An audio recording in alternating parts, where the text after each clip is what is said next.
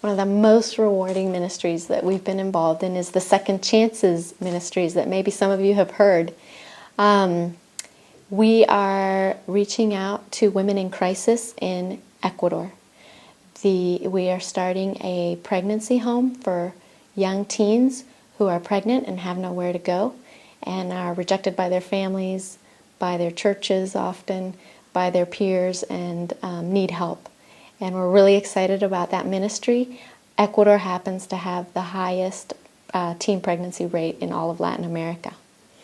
We are also starting a sewing factory on property where we can help women who have been in prison for several years. They're getting out of prison, and we give them a job at the sewing factory so that they can work in an honorable job and not fall back into the same circles that got them into prison in the first place. So we're really excited about being a part of rehabilitating these women.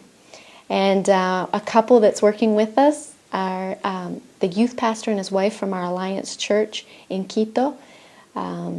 They have a wonderful testimony. She was a pregnant teen herself, and she married her husband, the father of the child, but she was very young, and she had a lot of feelings of regret, and she, even when the baby was born, she didn't love the baby, and then felt guilty about it. But she started going to church, accepted the Lord, her life changed, and she loved her daughter again.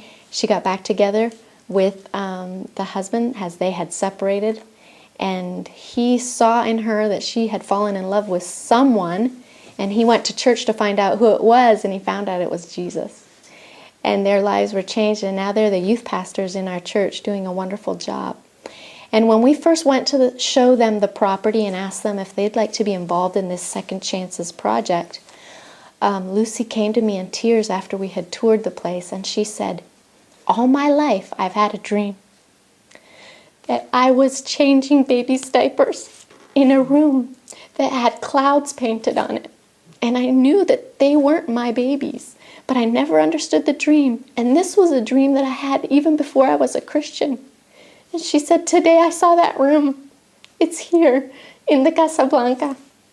And I know now that God has been preparing me even before I accepted Him as my Savior to help these pregnant teens to parent their newborn babies. And I'm so excited that I get to be a part of this project." And we all just cried and laughed and said, "Isn't God great how He prepares us for these things?"